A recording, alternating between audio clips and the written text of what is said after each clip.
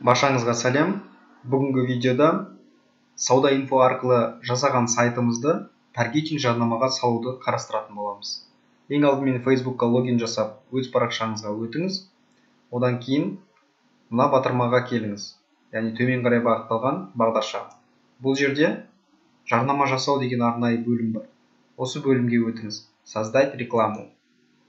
Біз қазір жарнамалық кабинетке кіреміз. Яғни Facebook'тың жарнама кабинетіне кіреміз. Барлық Facebook үшін және Instagram үшін берілетін жарнаманың барлығы осы кабинет арқылы жүзеге асады. Бізде Facebook'та бірнеше жарнамалық компанияның түрлері бар. Яғни бірнеше мақсаттар бар. Осы видеоның мақсаты үшін біз трафик деген арнайы жарнамалық компанияны қарастырамыз. Бұл компанияда біз адамдарды сайтымызға бағыттаймыз. Яғни сауда инфо сайтында жасаған өзіміздің сайтымызға адамдар жібереміз. Тауарымызды не қызметімізді көрсетеміз.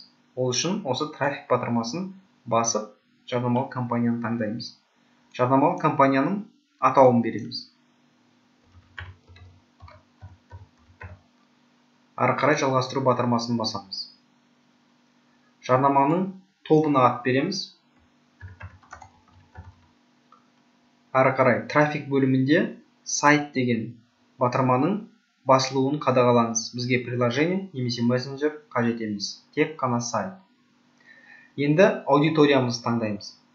Сіз қай жерге жарнамаңызды көрсеткіңіз келеді? Бірінші, географиялық орналасу бойынша. Егер Қазақстан бойынша жарнаманы жіберетін болсаңыз, онда Қазақстан батырым осы Қазақстанды таңдап қоясыз. Ал егер Қазақстанның ішінде белгілі бір қалаларға ғана жіберетін болсаңыз, онда мынау крестик батырмасын басып, Қазақстан деген сөзді алып тастаймыз да, видите точки деген жерге нақты қаланың атауын жазамыз. Мысалға Алматы. Алматы қаласы болса, қаласын таңдаймыз. Жоқ, Алматы облысы болса, облысын таңдаймыз. Мысалға Алматы қаласы. Және Астана қаласы. Бұл жерде де Астана қаласы. Міндетті түрде қаланы таңдаймыз. Яғни Астана мен Алматыны таңдасақ, бізде жобамен 2.200.000-ге жуық адам бар Facebook'те және Instagram'да отыратын. Барлық тіркелген аккаунттардың саны. Ары қарай географиялық локациямызды таңдағаннан кейін тауарыңыздың не қызметіңіздің қолдануы мүмкін жас аралығын көрсетесіз. Одан кейін міндетті түрде жынысын көрсетіңіз. Не әйелдер, не ерлер.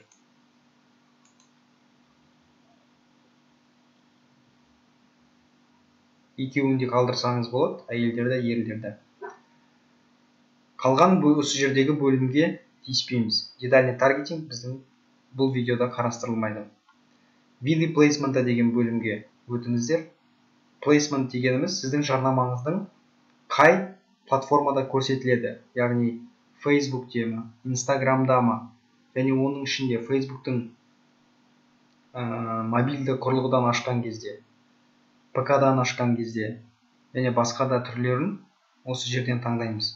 Қазіргі мақсат үшін автоматты түрде қоя беруімізге болады. Ал егер белгілі бір платформаға ғана жібергіңіз келсе, редактировайтты басып, мысалы Instagram керек жоқ болса, мына бір батырманы түртсеңіз, Instagram'ды алып тастайды. Немесе Facebook'тың ішіне кіріп арнайы ленталарда мысалы көрсеткіңіз келсе, мына жерден көрсетуіңізге болады, таңдауыңызға болады. Енді бюджет. Бізде минималды бюджет деген түсінік бар. Егер доллармен болса сіздің кабинетіңіз, онда минималды бюджет $5 қоямыз. Егер де нақты белгілі бір уақытта ғана шыққанын қаласаңыз жарнамаңыздың, онда нақты уақыттарын, күндерін көрсетуіңізге болады.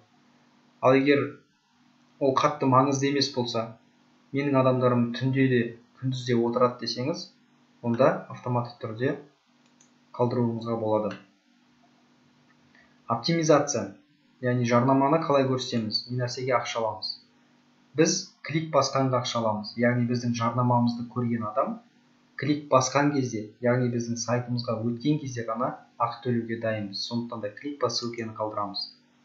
Сумма ставки. Яғни әр кликтің бағасын автоматты түрде анықтауға болады Facebook'қа берсек, болмаса қолмен өзіміз қоюымызға болады. Мысалы, мен бір адамды 58 центқа кіргізгім келеді. Яғни кликтің бағасы, сіздің жарнамаңызды көрген кезде кликтің бағасын басады, кликтің бағасы сіздің аукциондағы бағаңыз болып саналады. Менің сіздерге ұсынатыным автоматты түрде қойғандарыңыз дұрыс. Бірінші, екінші күн автоматты түрде айналдырып, сіз кликтің бағасын біліп алғанға дейін қолмен деген батырманы баспай, авто деген таңдауды ұсынамын. Сіз қай кезде ақша төлейсіз? Клик басқан кезде таңдайсыз. Осымен болды. Тип доставки обычная тұра бергені дұрыс. Енді ары қарай жалғастыруды басамыз. Енді жарнаманың өзін жасауға кірісеміз. Яғни жарнаманың біздің лентамызда қалай көрінеді, сол көрінісін қазір жасаймыз.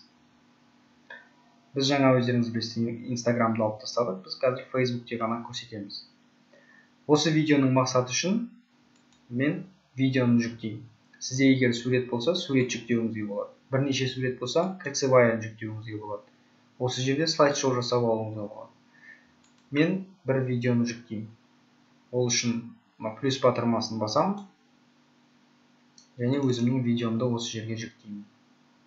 Әрі қарай URL сайта деген бөлімге өтіңіз. Бұл жерде сауда инфода жасаған сайтыңыздың бірегей сілтемесін көшіріп әкеліп қойыңыз. Ол үшін сауда инфо сайтына өтіңіз және сайттарым бөліміне өтіңіз. Сайттарым бөлімінде сіздің сайттарыңыз орналасады. Әр сайттың жеке бірегей сілтемесі бар, яғни көгеріп тұрған батырма. Осы көгерген сілтемені көшіріп аламыз. Көшіріп аламыз да Ads Manager-ға келіп, URL сайта деген жерге қоямыз. Яғни біздің жарнамамыз арқылы келген адамның барлығы осы сайтқа түсуі керек деген команда. Настройка сообщенияны қарастырмаймыз, бұны түртпеңіздер, тастап кетеміз. Біз URL сайтаны қарастырамыз. Енді заголовок, тақырыбы. Тақырыбын сіздер жаңа сайттың өзінде жаздыңыздар. Сол тақырыбын көшіріп әкеліп қоюға болады. Енді мәтіні. Мәтінге әзірге осы тақырыпшаны көшіріп әкеліп қоюыңызға болады. Мына батырма призыв к действию. Бұл call to action деп аталады. Яғни біздің жарнамамызды лентадан көрген кезде біз адамды белгілі бір іс-әрекетке шақыруымыз керек. Сол үшін подробнее әртүрлі call to action'дар бар.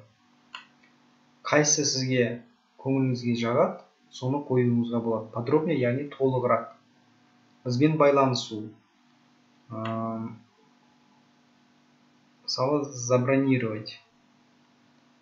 Болмаса в магазин. Подробнее тұрса, подробнені қалдыруыңызға болады. Енді оң жақ қапталды қарасаңыз, сіздің жарнамаңыз қалай көрінетіндігін лентада сізге автоматты түрде превью шығарып тұр, алдын ала көрсетіп тұр. Мынау біздің жарнамамыз ұялы нұсқада осылай көрінеді. ПК-дан ашқанда көрінетін түрі. Моментальный статьи. Оң жақ қапталын білесіздер Фейсбуктың. Сол жерде де жарнама шығады. Біздің жарнамамыз міне осылай шығады. Және осылай барлық түрін асықпай қарап шығуымызға болады. Кейбіреулері әрине жоқ, өйткені біз ол платформаларды, ол плейсменттерді біз таңдамадық. Мысалы, мессенджерді біз таңдаған жоқпыз. Сондықтан да бұл жерлер бізге көрінбейді. Сонымен біздің жарнамамызды аяқтадық. Осының барлығын тағы бір тексеріп шыққаннан кейін ең соңғы подтвердить деген батырманы басуымыз керек. Яғни біз Фейсбукке тексеруге жолдаймыз. Тексеруге жолдағаннан кейін 10-15 минуттың ішінде тексерістің жауабы келеді, сіздің жарнамаңыз басталады. Енді продолжитті бассаңыз, сіз жарнама кабинетіне өтесіз. Жарнамалық компанияларыңызға барыңыз, компания дегенді басып. Бұл жерде қазіргі сәттегі белсенді жарнамаларыңыз көрінеді. Олар көгеріп, арнайы белгішемен белгіленеді. Ал сұр белгішемен белгіленгендер, олар қазіргі уақытта белсенді емес, яғни неактивно деп жазылып тұр. Осымен біз сайтымызды таргетинг жарнамаға салдық. Енді Сайтқа адамдардың кіруін ғана күтіп алды.